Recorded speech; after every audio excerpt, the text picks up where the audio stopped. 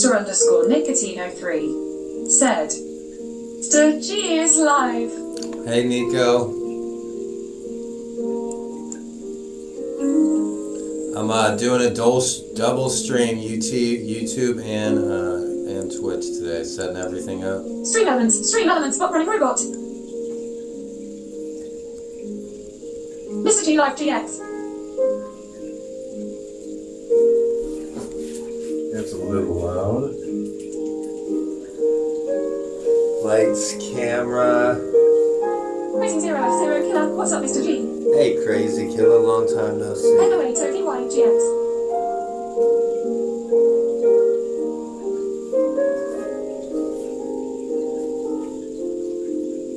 This is Fallacious GX. Hey, Fallacious. So guys, I'm going to be doing a quick geography, or a decent long geography class today.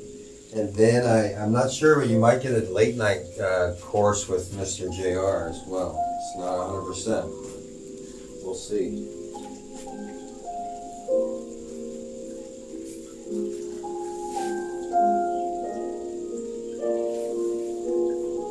Is everything set up?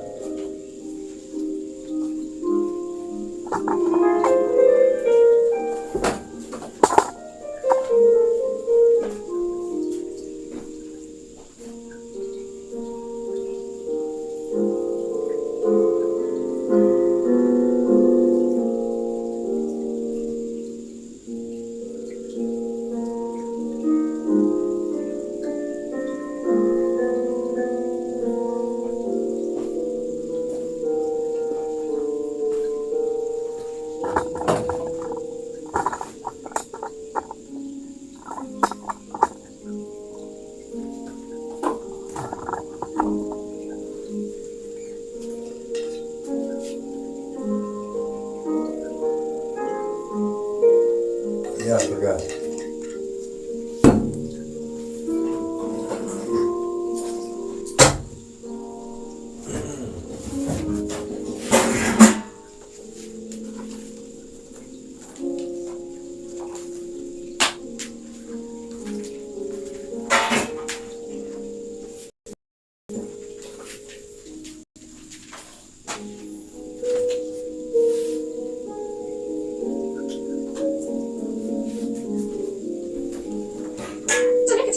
YouTube chat.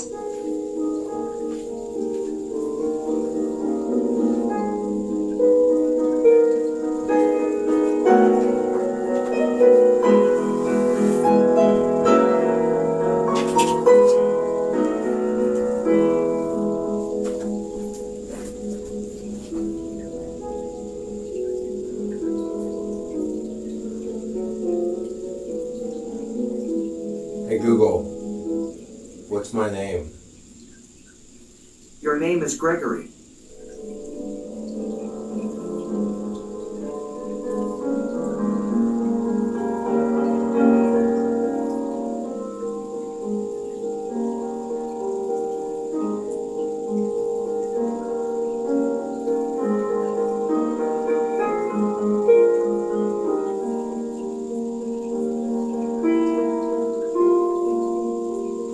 Mr.G. What's up? Orange lightning symbol. Don't forget to like the stream, guys. Hey Google, pause. I really want to hear some Mr. G shit.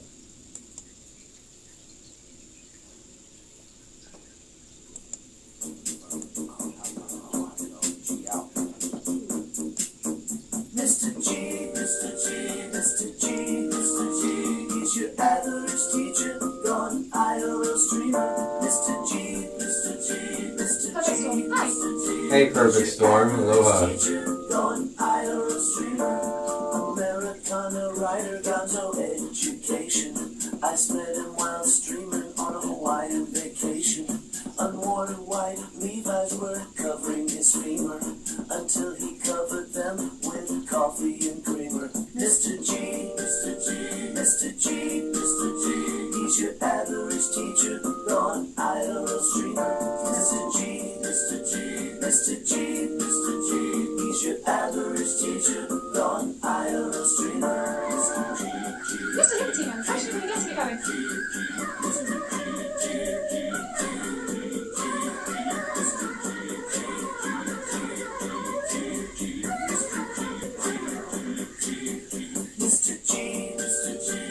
I know I'm forgetting something.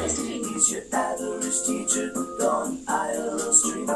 Mr. G. I haven't taught in so a while. How much time I got? Oh no, I got a minute.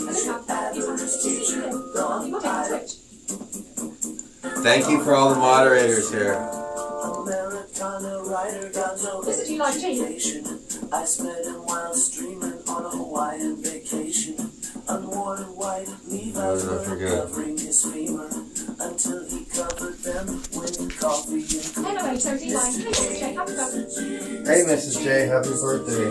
He's your average teacher, gone ILO streamer. Mr. G, Mr. G, Mr. G, Mr. G. He's your average teacher, gone ILO streamer.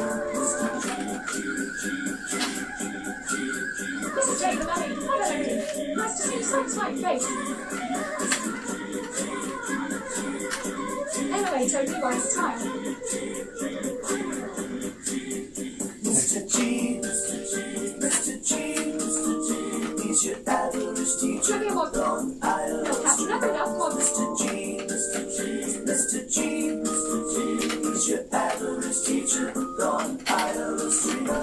Mr. G, Mr. G, Mr. G, Mr. G, Mr. G, Mr. G, Mr. G, Mr. G, Mr. G, Mr. G, Mr. G, Mr. G. This is Tina. Tina class.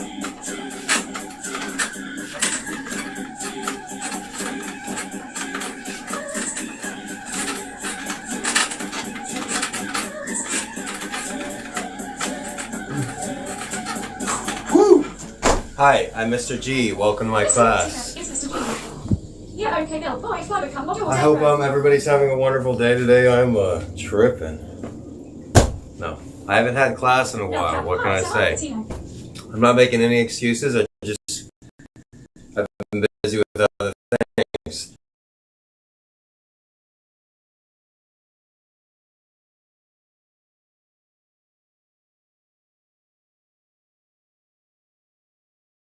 What ASFG grim?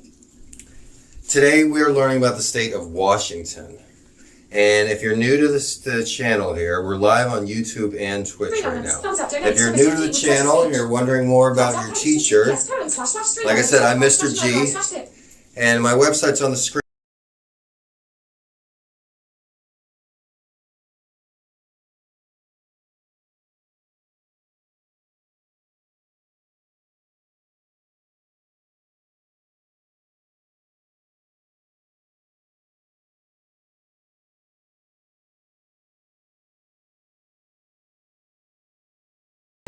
And this is the state flag of Washington. Like I said, after today, we only have 3 more states. The 3 most populous states: Texas, California, and Florida. Oh, and Alaska and Hawaii, if you want to count those 2.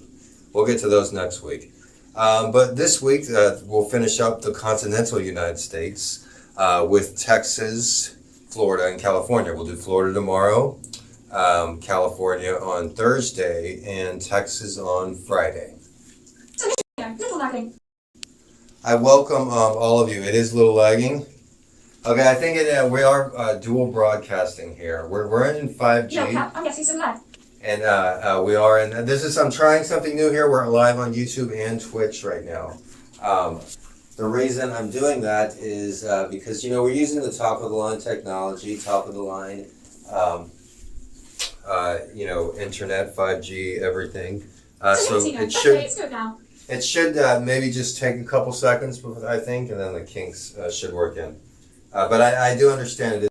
It doesn't seem to be lagging on Twitch, though. So if you have any problem with the YouTube stream, just go ahead and switch over to Twitch.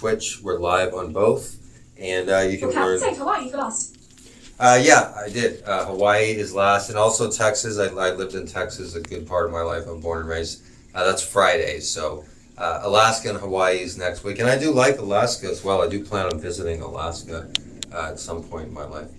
But yeah, I know the most about Texas and Hawaii, so those are going to be 2 fun states. But I did do a lot of preparation for today's class, and this is going to be a long class. It's going to be about 2 hours. I should be pretty well rested. I don't think we had another class in April. We've maybe only had 2 or 3 classes in April. If you remember, though, in January, some of you students have been here since then. You remember I did a class every day in January, and I only missed 2 days. I graded myself an 89, I think, because I missed 2 days when I took Moses to the vet. I believe it was January or February. No, it was January, yeah. So, we did the majority of the entire United States during that period. So, I have been doing other things with other jobs and other ventures that I'm involved in. Good man, I get Discord. But I am, if somebody can put a Discord in the chat for Mega Man, but I am very motivated to finish up the United States, and we can start something new. Countryman suggested, Countryman's not here today, hopefully he arrives a little tardy, but he suggested we go over oceans. Each day could be a different ocean, or we could go over Canadian provinces. There's a lot of different ideas, or we could just go start from the very beginning and go over every U.S. state again, right? Yes, there is a Discord. I guess nobody. I had to step off camera here while I, go ahead and copy it and put it in the chat because no one else. 3 Netherlands, thumbs up, donate to Mr.G with text-to-speech. Thumbs up, https://3netherlands.com. Yes, Mega Man, I just put a Discord in the chat there. You're more than welcome. Let's make one. To join it, and I'll. Tech one, here. Oh, great. Hey, Tech One. Mr.G live, https://www.twitch.tv/mrg_live. Okay, yeah, so if you haven't joined the Discord, the Mr.G Discord, that's the best way to keep up with what's going on with the next class. And there's a link right there in the chat, so go ahead and join the Discord. You can also post, family-friendly cat pictures and stuff like that. We also, share links and music and stuff like that. So, today, like I said, we'll be learning about the state of Washington. And it's known as the Evergreen State. I don't know what the logo is. Every state or motto. ES59 is now following. Thanks for the Mrs. J, the follow. mermaid, OMG. I'll get it. Hold on. Oh no, it's okay, Mrs. J. https://www.twitch.tv/mrg_live. Thank you, Mrs. J. Mrs. J is the top mod. I'm glad that you were able to make it today. Mrs. J, I really just want to thank you for making it to my classes because you are, I understand you're real busy. You have a really active lifestyle, more than anybody else I know. So thank you for taking your time. And I do know that you do want a regular schedule and you don't want it to be so sporadic. So that's why, I'm starting off the class with an overall synopsis about what's going on and how I am motivated to... Mrs. J, the mermaid, I'm eating dinner right now, winking face. Oh, okay, that's nice. I'm looking forward to dinner. I haven't eaten all day today, so I'm going to be pretty hungry by the end. Thank you, Mrs. J. By the end of the stream today, I am going to be pretty hungry. But this isn't about me, all right? Mrs. J, the mermaid, I posted it, Mega Man, winking face. I might have to get a snack at some point because we're going to go over famous foods of Washington as well, the state of Washington. And so once... Mrs. J, the mermaid, you're welcome. And they have a lot of seafood, too. And I love seafood. Jennifer_Sanchez is now following. Thanks, Jennifer. I love seafood. If you've followed any of these other classes, we've done 45 states so far. And we go over the different cuisine in each state. And Mrs. J is not a big fan of seafood. But I love seafood. And doing the prep work for today's lecture... the state of Washington has much more seafood than I imagined. But, it's known as the Puget Sound up there. And the Puget Sound, interesting, if you guys are aware of the grunge movement, of course everybody knows about grunge music from the 1990s, and a lot of the top musical acts came from Seattle, like Soundgarden and Nirvana and Alice in Chains and Jane's Addiction and Mudhoney. The list goes on and on of really great musical acts that came from Seattle area and Washington. But Soundgarden actually got their name from the Puget Sound because the majority of the area of Seattle is called the Puget Sound. I know there's different inlets and waterways, but it's like a bunch of land mixed in with a bunch of water, right? And I have lived in Seattle and I have lived in the Washington area. And I didn't enjoy it very much. It's very dangerous, I thought. Seattle in particularly, and also the weather I could not stand. And I spent one winter, maybe 2 winters in the northwest, in Seattle, in the northwest, and that was enough for me. But I'll show you on the map here. We'll show you a little picture of the Puget Sound and the area of Seattle, which isn't the capital. The capital of Seattle is Olympia. It's named after the Olympic Mountains up to the east of there. The state, we're not just learning about Seattle. The state of Washington is a very diverse state. You have a lot of conservative, gun-loving, Republican, Trump hat-wearing on the eastern part of the state. And on the western part of the state, you have major metropolis, Seattle. 60% of the entire state of Washington live in the Seattle area. So they do have a lot of say-so as far as politics and whatnot. And Mrs.G, this is really... another large university in the state of Washington. We're talking about the different demographics and different political affiliations. And what's a good way to put it?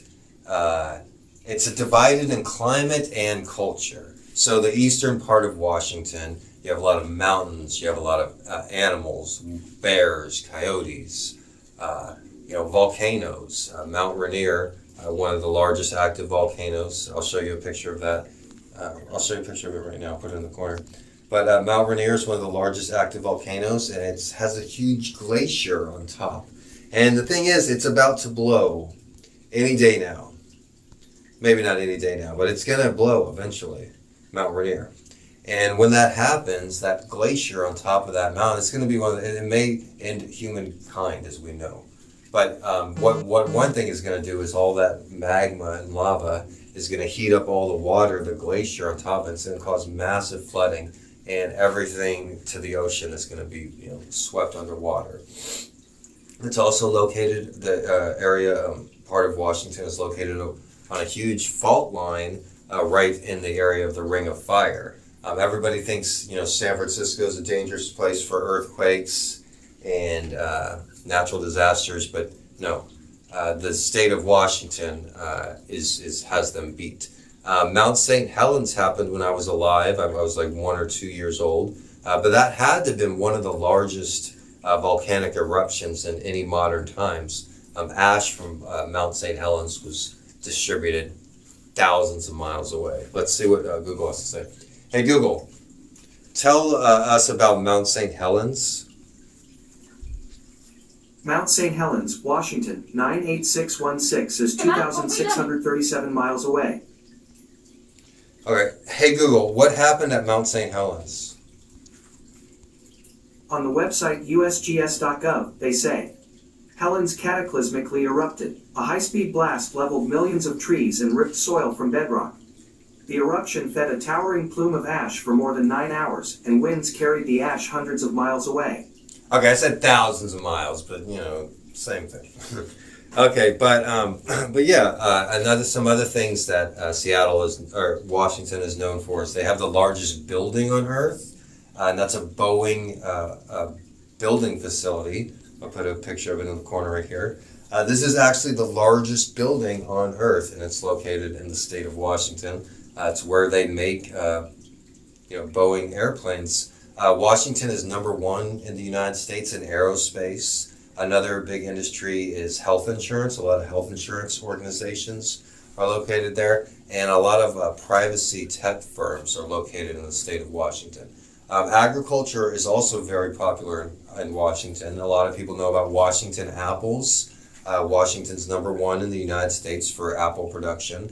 They're also #1 in raspberry production, pears, cherries, and spearmint. So not many things grow where there's not much sun, but Washington does have a few good sunny months per year. I built a garden in Washington, and I was pleasantly surprised the amount of fruit and veggies that I was able to grow there, considering that it seems like the sun's never out there.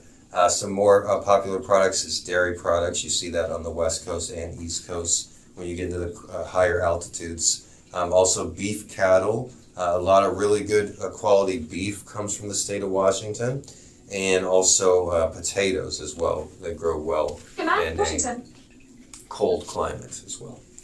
Yes, so they have the largest concrete building in the state of Washington, and they also have the largest concrete dam in the state of Washington. There's a lot of dams in Washington because there's a lot of inlets and waterways. Even when you start on the Oregon-Washington border, you have one of the United States' great rivers in the Columbia River. It has to be miles long and very rapid. And the Puget Sound is actually an actual sound that you hear like in the Washington area because of all the if it gets quiet enough, if you get out of the city enough, because of all the waterways and everything. But the Grand Coulee Dam, that's what it's called. The Grand Coulee Dam is the largest dam on Earth. A lot of people would think the Hoover Dam is the largest one in the United States, at least, but it's not. The Grand Coulee Dam in the state of Washington, which you can see in the picture there, that's the largest dam on Earth. Okay, so some basics. I'm going to stand up here for a little bit just because it's fun. All right, some basics about the state of Washington is the state bird is the American goldfinch. Just put a picture right here. We've seen the American goldfinch a decent amount of times in this class. Also, the state flower is the Pacific rhododendron. It's a fun word to say, and it's even funner to spell. Right? No, maybe not. Rhododendron. It is spelled RHODODENDRON. Rhododendron. All right, so continuing on. The state flag of Washington. It's the only green flag in the United States. Hey, hello class. Are we awake? Is it Monday morning? Come on. Interesting. Come on. Thank you, Nicotino. Thank you, class. We need some more participation here. Charles, I want your head off your desk. Mrs. J, I know you're eating your dinner there, but it's okay. It's okay. You can finish up your dinner. Yes, but let's have some classroom participation here. Okay, guys. So, do we have any? We'll talk about the flags. Do they have that up there? It's the only green flag in the United States, and the nickname of the state of Washington is the Evergreen State, so that's why they have a green flag. If you ever go to Washington, they have many trees, many forests. The Cascade Mountains are covered in forest, and the whole state is covered in forest. That's an American military jet you hear in the background there. But we'll go over some other basics of Washington. Olympia, Washington is the capital. I think we went over that. The population is about 50,000. It's right next to the Olympic Mountains right there. The population of Seattle is only about 800,000. But the metro area is about 4 million. So because Nico could tell you about that. If you go to Seattle, there's lots of little towns in around Seattle, but they're in the Seattle metro area. Like when I personally lived in Seattle, I lived in Lake City, Seattle, which was right near Lake Washington. Speaking of Lake Washington, one of the top universities in the United States is the University of Washington. It's located in Seattle, and it's also nicknamed the Dub. They also have one of the best college radio stations in the United States. It's not KVRX, it's KEXP. So I'm going to write that on the board here. If you take anything from today's class, gosh darn it, of course you have to do that. I want you guys to remember. Thumbs up, donate to Mr.G with text to speech. Thumbs up, page https://3elements.com/no-guide/tip. KEXP.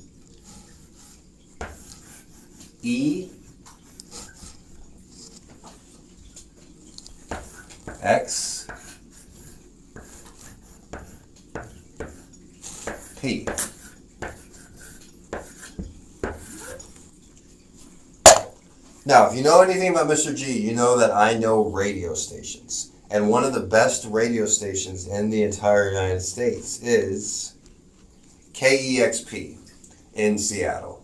And that's the University of Washington station. Like I said, it's a really great station. You'll get no commercials. No, it's community based. Seattle in general, it's one of the most democratic cities in the United States. It's the 11th most democratic city in the United States. The most democratic city is San Francisco. So But Seattle does take care of its residents. I had a lot of free dental work done when I lived in Seattle. Why not? I'm not going to get free dental work done in Austin, right? But in Seattle, there's places that you can go that you can get free dental work. So I did get, a lot of dental work done in Seattle. There's the Seattle Freeze. See, right now I'm talking about my personal experiences in Seattle. Did the speaker turn off? So there's the Seattle Freeze, and that's when you go to Seattle and it's just everybody's mean and cold if you're not from there, and that's just how it is. A friend of mine worked at a bar in Seattle when I lived there, and so I didn't drink alcohol at the time, so I would drink sodas and Shirley Temples at the bar, and hang out with some of the bar patrons. But talking with them, a lot of them did not like. They weren't Washington smoked weed. They weren't the most friendly. Yeah, weed is very popular there, just like it is everywhere.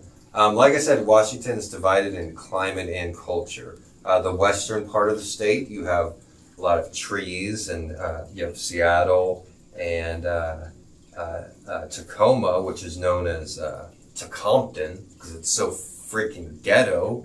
That's what I noticed when I went to Tacoma. I'm like, oh, Tacoma.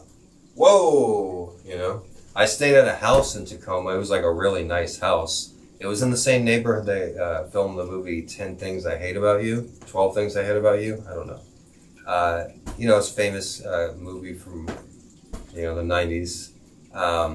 But it was in one of those houses, the football field and everything. You could see the football field from there. So it's a really nice neighborhood. But Tacoma, I don't know why my friend would spend any time there. It seems so ghetto and bad. But yeah, that's the nickname is Tacompton is what they call it. When I also lived in Vancouver, Washington, Vancouver, Washington's nickname is Vantucky. And Vancouver, Washington, I spoke about Vancouver in the Oregon class. That was the last class that we had was Oregon. And that's because Vancouver, or Vantucky, is actually in the Portland, Oregon metro area. Because Portland sits right on the border between Washington and Oregon, and it's separated by the Columbia River. The city of Portland has a mass transportation system based around not the BART, what is it called there? The MAX in Portland, MAX. And the MAX can go all around hundreds of miles. It's a high-speed train. That goes all around the area of Oregon, but it doesn't go to Washington. And Vancouver is a city of itself, about. Good man, I need the Discord again, but Mrs. JD me. Vancouver is one of the largest cities in the state of Washington. I think it's Seattle's number one. Spokane, Washington has about 500,000 people in the metro area. That's where Gonzaga University is.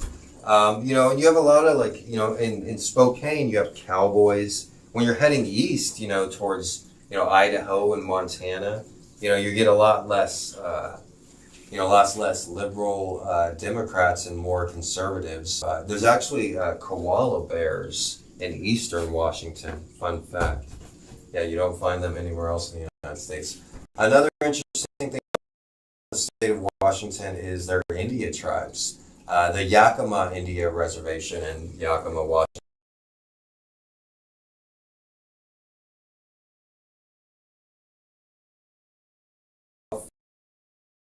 And expansionism, and up there somewhere in the Puget Sound, and they were one of the only tribes in the United States to fight off the European expansionism, as I said.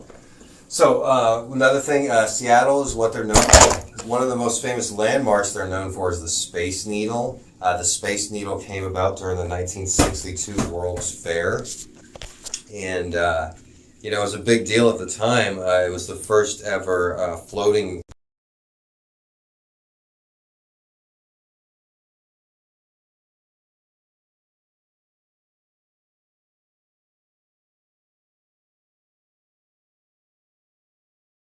parents. All right, so we might getting a little loud. We're broadcast going. So Seattle's World Fair, it happened in 1962, and what did they do? they built this huge thing they call the Space The Needle. Nicotino, yes. Have you been to the Space Needle, Nicotino?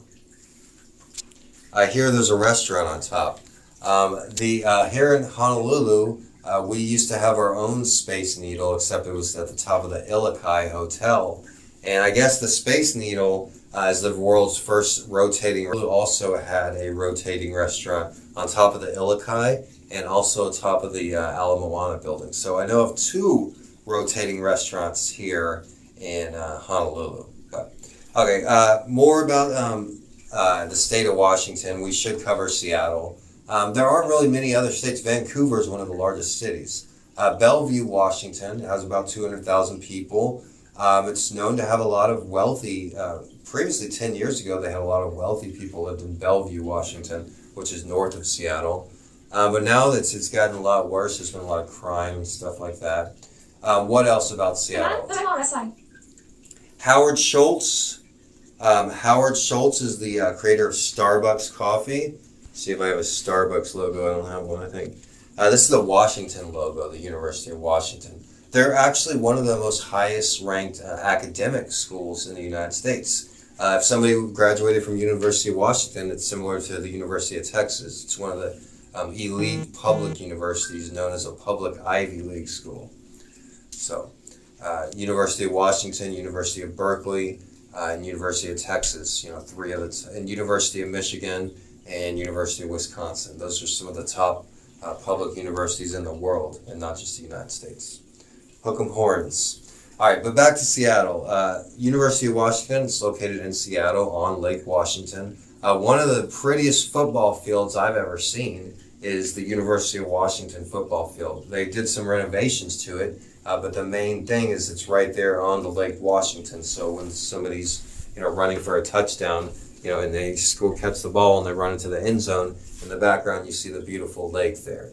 One disappointing thing about Lake Washington, and while I'm talking about Lake Washington, I got the University of Washington right there because it's right there on the lake.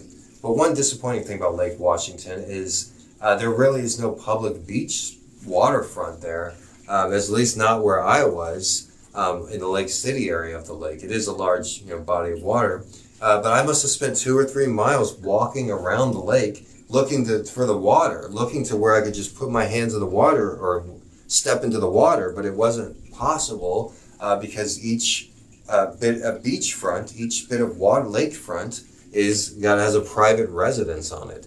And that's very odd, considering here in Hawaii, there's actually a law where there's no private beaches. Every single beach is a public beach. Come on, somebody hit me up. You can have a nice house on the beach here in Hawaii, but it's still a public beach. There's a law that goes back hundreds of years that everybody in Hawaii has access to all the beaches. So, all right, continuing on.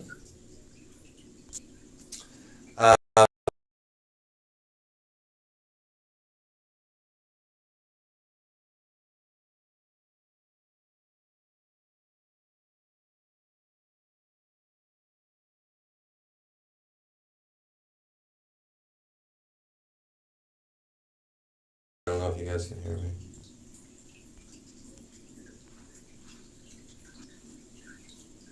Okay, I think we're back now. Okay, continuing on. This right here is the state flower of Washington. It's the Pacific rhododendron. Like I said, we've been over that flower before. What else? So we went over the Indian tribes. We went over the Puget Sound, the Cascade Mountain Range. The high Cascades, that's where you'll find Mount Rainier. Those are actually active volcanic mountains. The low Cascades, they're not active volcanic mountains. What else? Amazon, Starbucks, of course. I started talking about Starbucks, and Howard Schultz started Starbucks. It was a very small mom and pop coffee shop in Seattle until Howard Schultz took over and expanded it, similar to Ray Kroc and McDonald's, what they did, a few decades earlier. Also, Amazon is located in Seattle. Jeff Bezos. John 7, this face camera making me dizzy low. Yeah, I can't turn that down. Let me turn down the auto thing. I was meaning to. Thank you for reminding me. But But yeah, Amazon is located in, oops.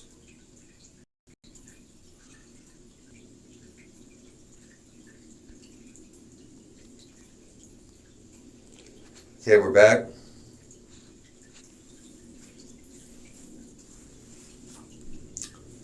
Give it a couple seconds here. All right, so this is a Pikes Peak Public Market. This is one of the largest fresh fish market, open air market. It's the largest open air fish market in the United States. It's one of the largest tourist attractions, and a lot. Oh, it's over here actually. Okay, what's going on? All right, here we go, right here. So this is the Pikes Peak Market, and I guess it's I never went there when I was in Seattle, but apparently it's a popular thing. So we talked about grunge music in Seattle, and these are some of the popular grunge acts of that time period. On the left we have Alice in Chains. Lane Staley, rest in peace. Then we have Kurt Cobain from Nirvana, also rest in peace. Then we have Eddie Vedder. Jay the Mermaid. But here's the link again. Discord, https://discord.gg/wxmq. Then we have Eddie Vedder, who's a solo act right now. He'll be performing at the iHeart Musical Festival. So yeah, talk about sellout, right? And then up next we have Chris Cornell, also rest in peace. So from the band Soundgarden. So out of these four musicians right here, 3 of the 4 have died of heroin or overdoses or suicide. So the only one still alive there is Eddie Vedder. So that's Seattle for you. A lot of drug use in Seattle. All right, I hope everybody's enjoying the class today. If you would like more information about me or the class in general, I put the website on the screen there, gxnetwork.live, and that should have a link to the Discord and other things as well. So I guess that's about it. We're going to start the... Wait, hey Google, how many electoral votes does Seattle have? On the website wa.gov, they say, Washington has 12 electoral votes in the Electoral College. Do you want a little more context? No, that's not necessary. So, Seattle has 12 electoral votes. You know, it's a mix. It generally votes Democratic. Sorry, I didn't understand. Hey Google, be quiet please. Seattle generally votes Democratic. 60% of the state lives in the Seattle area. But there are Republicans in the mountainous areas on the eastern part of the state. Around Tacoma. I mean, not Tacoma, around Spokane, sorry. Tacoma is the ghetto area near Seattle. Don't ever go to Tacoma. But Spokane seems like a really nice place. So we're going to go ahead and get into the, if you're wondering about sales tax, Oregon, like we learned a couple weeks ago, Oregon actually has no sales tax, and Washington has a 6% sales tax. And since they're right next to each other, when you're like shopping at, let's say, Walmart in Oregon or Washington, they'll ask you, are you from Washington? Then if you're from Washington, you have to pay 6% more. If you're not, and you're like, oh, I'm from Oregon. If you say you're from Oregon, you don't have to pay sales tax. So, interesting fact if you're ever in that area.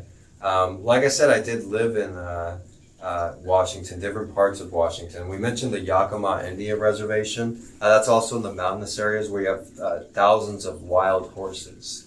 And they're running around the eastern part. You also have bears, and I said koala bears as well. Yes, it's the best way to describe it. It's divided in climate and culture. So you have a totally different side of the western part of the state and a totally different side in the eastern part of the state, and they're separated by the Cascade Mountains. So one thing that they do share, though, is their cuisine. So that being we're going to transition into some of the most famous and popular food in the state of Seattle. All right. So with that segue, let's go ahead and get into the food segment of the program. And I'll go ahead and pull up the first delicious food item we have here. And it's very popular in the state of Washington. That's smoked sockeye salmon. Well, what's smoked sockeye salmon, Mr. G? Well, I don't know. Let's friggin' find out. So, soft. How do you grab it? Let's get a little music here. Smoked sockeye salmon. Hey Google, volume 2. No, hey Google, volume 4. Hey Google, play Bach. 3 elements. Thumbs up. Donate to Mr. G with text to speech. Thumbs up. https://3 So, smoked sockeye salmon, according to thefoodnetwork.com, Shiro Kashiba began harvesting geoduck on the Washington coast and preparing them as nigiri when he immigrated to Seattle from Japan 50 years ago. Prior to that, it hadn't been done anywhere. He popularized geoduck as sushi. So you can bet any geoduck he touches at his eponymous Sushi Kashibi in Pikes Place Market is pure gold. While the nigiri is seasonal, the sautéed geoduck with matsutake mushroom is available year-round. Best part? There's an excellent chance Shiro-san will be behind the sushi bar during your visit. Now in his 70s, the man doesn't know how to retire. Okay, interesting. Alright, up next. Takes a little while to get back into the swing of things, guys. Up next we have, we learned about a little bit sauteed geoduck, which we learned about earlier. Great place. The watershed upstream from the oyster farm on the Hood Canal, oh, I've been there many times, is all forest land, which means you can taste the pristine ecosystem inside the oysters. They're sweet. What a good fact that if the colours go volcano erupts eventually, this will be the end of the earth. Oh yes, I did go over that, Rocket Man. Yes, I did mention that. The sweet and crisp flavor makes them a popular choice for some of Seattle's best restaurants, most notably Walrus and the Carpenter. Oysters can be purchased at the Hama Hama Farm Storm in Lilliwap or in the Outside Saloon. If you want yours paired with a cold beer and possibly cold weather. Okay, continuing on. So, oysters, everybody loves oysters. Up next we have oyster stew. Anybody ever had oyster stew? Well, according to the Food Network, Washington's S-South Sound is still mourning the loss of Dwelly's Shelton's restaurant that shuttered in late 2016 after spoiling a long list of loyal patrons with incredible seafood for 20 years. Fortunately, her famous Geoduck Chowder and Oyster Stew can be still found at Taylor Shellfish oyster bars and markets. The oyster stew, made with baked oysters, is something to marvel at. After being large chunks, the oysters are added to a base of butter, garlic, celery, onion, and oregano, topped off with milk and cream. Yummy! I have all those ingredients. Now, up next, I really wish I would have tried this next dish because I love mac and cheese, and apparently Beecher's mac and cheese is some of the best in the world. And I wasn't aware of it, but according to Food Network, the popularity of this iconic mac comes down to two things: a generous amount of Beecher's signature flagship cheese, and the fact that no actual macaroni involved. Flagship Beecher's signature cheese melts smooth and creamy while retaining its nutty, robust flavor, and using panini as the pasta gives the dish a chewier texture and helps hold the sauce better than standard macaroni. The recipe is rounded out with a hint of garlic and a chili powder which, according to Beecher's, makes it the world's best. I do love me a good mac and cheese. I do make a really good mac and cheese as well, but I need all the proper ingredients. Okay, up next we have steamed mussels and clams. Yummy. So, when longtime Pike Place Market fish thrower Dan Buggy bought popular dining spot Matt's in the Market in an upstairs nook of an adjacent building, in 2006 he redirected his love of seafood into a full-fledged restaurant. It goes without saying that everything is intensely local at Matt's, and the shellfish is no exception.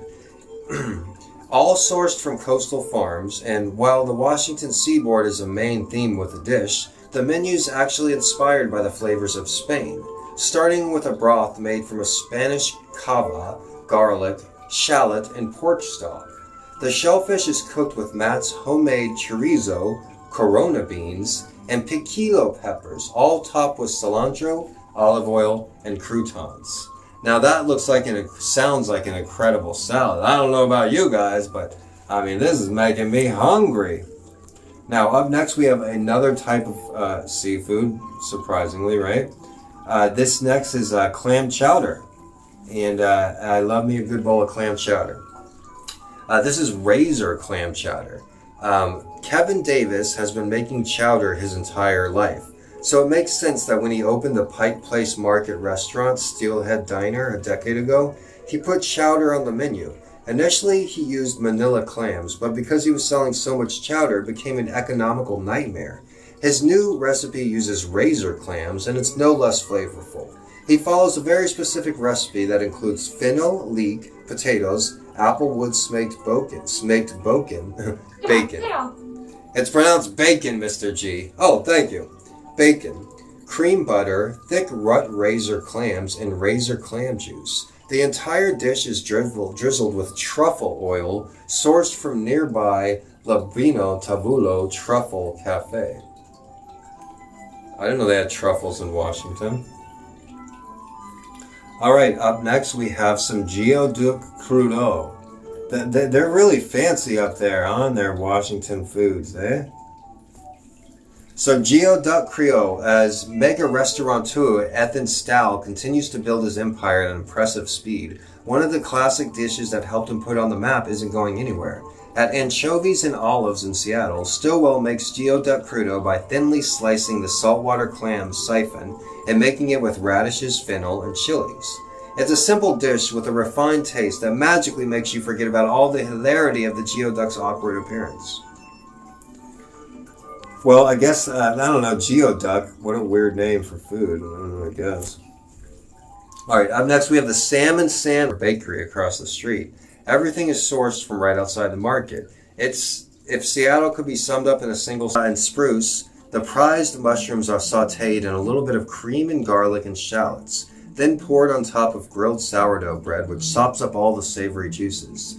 The whole thing is topped off with an egg yolk to make it even more decadent.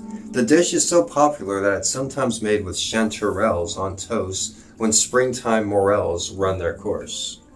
So yeah, some people get those mixed up, chanterelles mushrooms and morel mushrooms. So morel trumps chanterelle, apparently, according to this tranché and white caviar. It was the luxurious start to thousands of tasting menus at his beloved restaurant, Rover's. And now it's come back to life with Theory's newest restaurant, L'Ouele. The eggs come from a woman named Alice, on Vashon Island, whom chef creates raising very happy chickens because of their vibrant, beautiful yolk. Well, that's nice. I mean, that looks pretty good. Alright, up next we have that weird cuttery. And it's pronounced Mangalasita pig cuttery. Charcuterie. A short ferry ride away from Seattle on Bainbridge Island sits Hitchcock, a destination restaurant known for its compulsion towards local harvesting. Fortunately for diners, that extends to the animals. Chef-owner Brendan McGill raises rare Mangalatisa pigs, feeding them organic Skagit Valley barley and tons of locally grown pumpkins. Spent grain from regional breweries and distilleries and vegetable waste from the restaurant. In return, the Heritage Hogs produce some of the best charcuterie in the state, supplying Hitchcock as well as McGill's 2 delis and a pizzeria with outstanding salami and a reputation that is well deserved. Okay, up next is one of the most delicious looking items. We only have a few more, don't worry. But this is a Dungeness crab roll. Like, wow, doesn't that look good? Bar Harbor exists because of New England crab rolls, so it's an obsession here. After finding a bakery that would make a traditional white bread roll, it was all smooth sailing from there. While a lot of great sandwiches are ruined by lousy bread, the rolls here are buttery and crispy and served in 3 different styles. Maine with mayo, Connecticut with butter, and New England with mayo, celery, and chive. This is probably the only place in Seattle where it's safe to root for the Patriots. Okay, so that's a Dungeness crab roll. And up next we have the molten chocolate cake. So it wasn't invented by Domino's Pizza, no. The molten chocolate cake. Theo Chocolate sets a new level of chocolate devotion in the Pacific Northwest.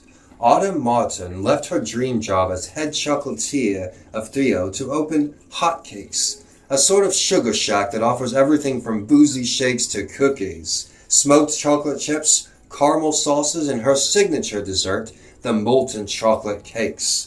What started out as a DIY, do-it-yourself dessert business springboarded by her incredible calling card recipe, Take and Bake Molten Chocolate Cake, is now a full-fledged store with multiple locations and a thriving retail business.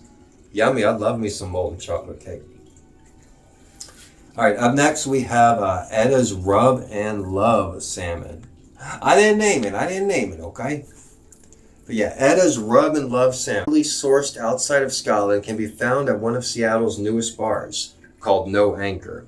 On the dessert menu, sourced from Olympic Peninsula peat bogs, I don't even know what the heck that is. The barley is lightly toasted, creating a nice crunch against whatever seasonal sherbet or ice cream is in offer. While the flavor is muted, especially compared to peated whiskey, the barley lends a nice flavor. Mixed with hard cracked sugar, the two are blitzed together to create a unique crumble that is hyper-specific in Washington. Yummy. So if I'm ever in Washington, or if you guys are ever in Washington, make sure to get your hands on some Westland peated barley praline. Alright, so that I may not like. But this next dish, I eat ice cream every day. And I like honey, and I like lavender. So I really gotta try me some honey lavender ice cream. Molly Moon's in Seattle is an OG scoop shop. It has a handful of flavors on tap year-round, including honey lavender. It's so popular, Purple Haze Lavender Farms in Sequoiam struggles to keep up with the demand. Grounded lavender, along with honey, is added straight into the mixer for refreshing ice cream with a relaxing kick of lavender. Oh my god, I would love this so much. Like, I love the smell of lavender, you know, and I love ice cream and honey. You eat with your mouth and your nose, not just, your mouth. So up next we have cold pressed blueberry juice. North of Seattle lies Skagit Valley's oldest blueberry farm, Bow Hill Blueberries. Run by a small family committed to preserving heirloom blueberries organically. In fact, the cold pressed juice is pure blueberry, no filler. No TTS on Twitch there. Oh, okay. Thank you very much. Thank you very much for letting me know that.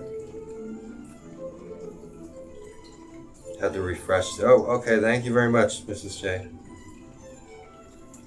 Margie_live said G. Alright, I got the TT Beth S back on Twitch. So, cold pressed blueberry juice. MRSJ the Mermaid said That was said 40 minutes ago.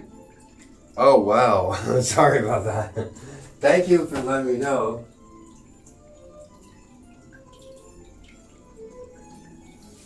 Okay, so north of Seattle lies Skagit Valley's oldest blueberry farm. It's no filler with this blueberry. Once the juice is extracted, the skins are dried and macerated and made into a powder, which is ideal for smoothies, oatmeal, ice cream, or nearly anything.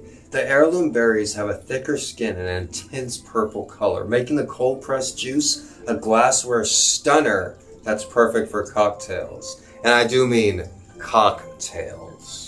I don't know why the heck I just said that. Alright, coming up next, you guys know I like a glass of wine every night before I go to bed. And one of the popular wines that I've had is Charles Smith wine. It's got a CS on it, like the periodic table. And California may command more attention, but Washington has a stronger winemaking scene. Arguably the most recognized winemaker in the state is former rock band manager Charles Smith.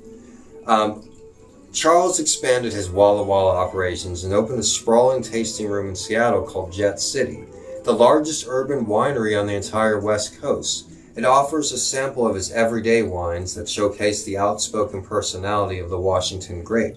It's a sight to be seen and by far the only tasting room in the city that's as large as its proprietor's reputation. So as Mr. Nicotino can tell you, Washington does have a lot of wineries, and one thing that they are known for is their high quality wine. Alright, so now we have something more tasty here. For those of you who don't like wine, we have some asparagus tamales. Now I've had a lot of tamales growing up in South Texas, but I cannot say that I've ever had asparagus tamales. But during the summer, Jorge Hernandez has a hard time keeping her asparagus tamales in stock. Sourced from local Lacati farms, the asparagus is added to her grandmother's traditional tamale recipe at Walla Walla Tamales by Jorge and Mamita. As with all tamales, the trick is the masa. That's the outside. Tamales are great. You have to work it just right with the right ingredients, and most importantly, you have to have patience.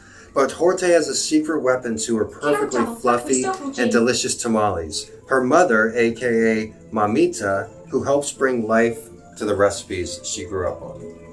Well, yeah, I mean, I love tamales. There's one place in Hawaii where you can get tamales, only one that I know of. But they don't have asparagus tamales.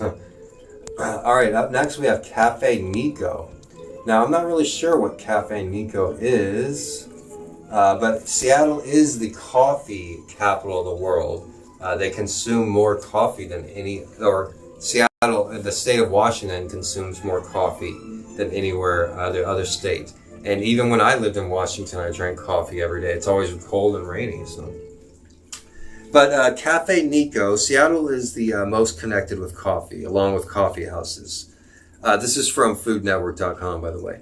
Espresso Vivace is undoubtedly a trailblazer in the city's coffee culture, upping the game for all subsequent coffee operations since it launched its coffee cart on Broadway in the late 1980s.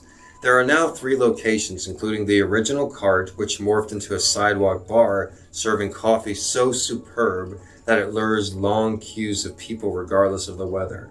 Order a Cafe Nico, which is a double shot of espresso with steamed milk, cinnamon, vanilla, and orange zest, served in a 4-ounce cup.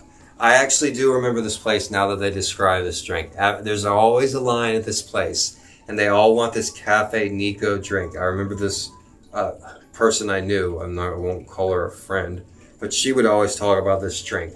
And it's a double shot of espresso, which I like, with milk, cinnamon, vanilla, and a little orange. I can't say that I've had it, but I do remember people drinking this. Said, so good. Yeah, that does look really good. Respond to my DM on Instagram. If I'm gonna eat some coffee or something, then I want it to be, worth my while. I'm not drinking a huge glass of Starbucks, but I would drink a small. Depot restaurant is where you want to be. Clams Buccatini, which has been on the menu for more than a decade, is flavored with a generous amount of the pungent shellfish, which is tossed in a sauce of garlic, white wine, lemon juice, chili flakes, and a heaping flavor of Razor's clams. Buttery counterpart, the Willapa Bay clam. The hollow build of the Buccatini allows the juices to flow in and out, and by the time you run out of pasta, you'll be left with spoonfuls of Razor clams left to eat. Well, that is my favorite kind of pasta, with a garlic, white wine, lemon sauce. That does look very delicious, very, very pristine, very delicious. I think we'll do one more here. One more famous Washington. We'll do one more here. One more famous Washington food, and that is prawns. Sweet spot prawns. Anybody ever eat these? According to the Food Network, sweet spot prawns, known for using a lot of spot prawns when they're in season, Chef Tachi Katamuro of Sushi Kapuru Tamuru in Seattle uses exclusively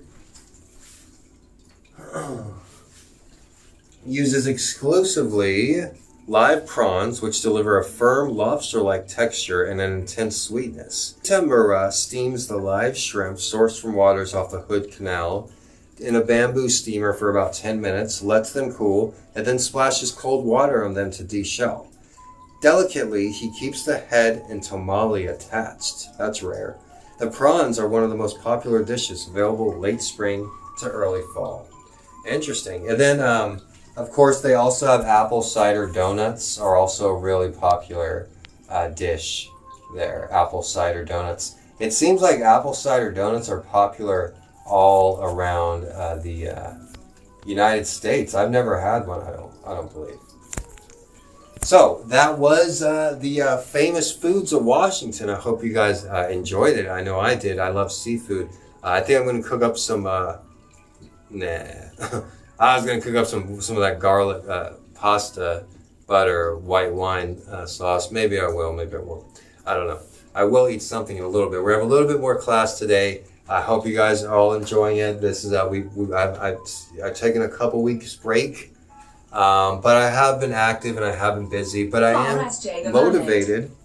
Said, sounds good.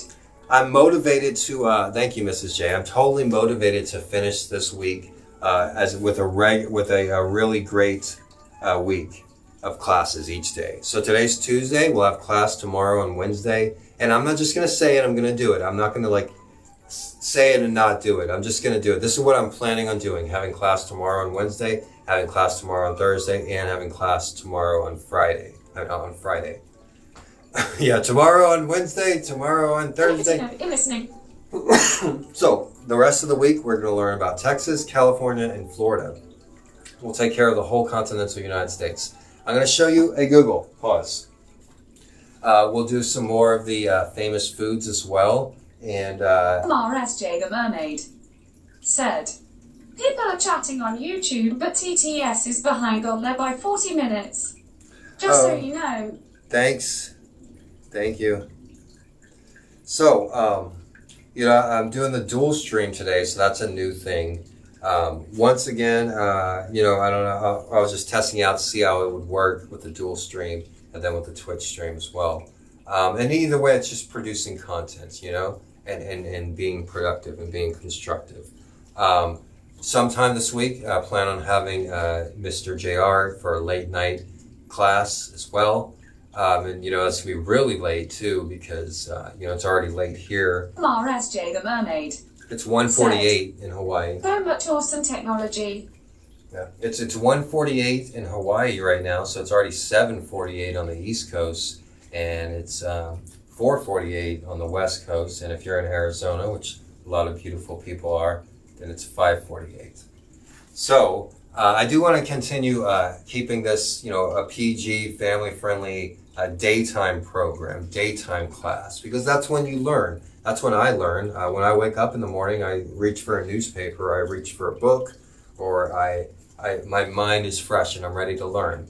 When I was in college, I always had my classes as early as possible because your mind is sharper at that time, especially with math or science or Spanish classes. You want, at least with me, towards the later part of the day, I'm not as sharp. So if I'm going to be teaching, it's better if I do it at the earlier part of the day. So I did pretty good starting about 12 or 1 today, but I'm going to continue to get that even at an earlier time as well. So look for tomorrow's class to be about 12 Hawaii time, so that would be 3 o'clock if you're on the West Coast United States. And about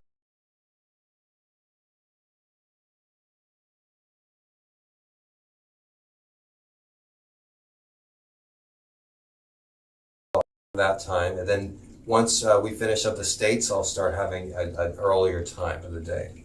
All right, so I'm going to end this class with showing you some great pictures. I guess there's anything else that I didn't. If you want to buy stock in Starbucks. I didn't mention that, but Starbucks actually has more locations than McDonald's. They have more capital than McDonald's, and that you can get them at a bargain right now. So if you're investing in the stock market, Starbucks does over $1 worth of sales globally, and that's only going up. McDonald's isn't necessarily going up. Walmart isn't going up. Starbucks is going up. So I wanted to mention that for all the viewers. You know that I invest in the stock market, and one popular blue chip stock that I would definitely recommend is Starbucks. Also, you can get GM and Ford at a really good discount as well. I tend to only buy United States stocks too. So that's about it. I guess we'll go ahead and end it with the Washington State song. and I'm going to show you some great images of the state of Washington as well. And shout out to Nico, Mr. Nicotino, who is from Washington and lives in SJ Washington. the Mermaid said, Fantastic class and presentation, Mr. G. Thank you for a great class. Thank you.